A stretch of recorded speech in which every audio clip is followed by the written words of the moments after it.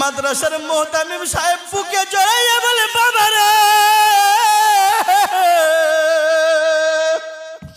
এ বাবা কান্দিস না, আমি বুঝছি তোর মনের ব্যথা, আমি বুঝছি তোর মনের কান্না।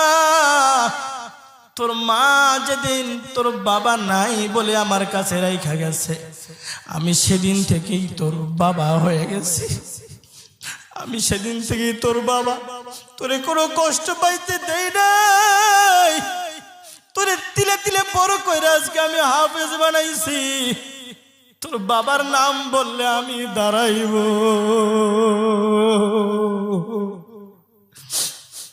এই মাদ্রাসার মোহতামিম গুলা, হুজুর গুলা এত মেহনত করে, এত ভালোবাসে বাচ্চাদের। পৃথিবীর কোন বেঈমান, কোন মুনাফিক, কোন টুবিওয়ালা, পাগড়িওয়ালা, জুব্বাওয়ালা কোথায় কান দিবেন না। এই মাদ্রাসাগুলোকে জুলুম হয়, নির্যাতন হয়, এ হয় সে হয়, কোনো কান দিবেন না।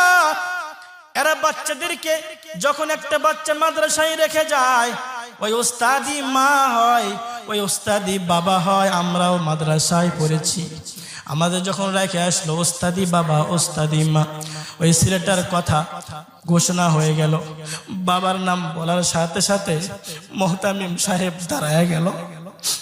মোহতামিম সাহেব পাগড়িটা ধরে ওর মাথায় পাগড়ি পাশা দিল। পাগড়ি নেওয়া হয়ে গেছে, দোয়া মনোরাত হয়ে গেছে।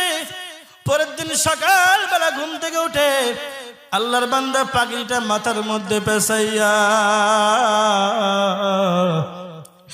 বাড়ির দিকে রওনা করছে। তলে বলে হলে মাদ্রাসার ছাত্র যাইতেছে, আর দুই চোখ দিয়ে জর জর করে পানি পড়ে যাচ্ছে।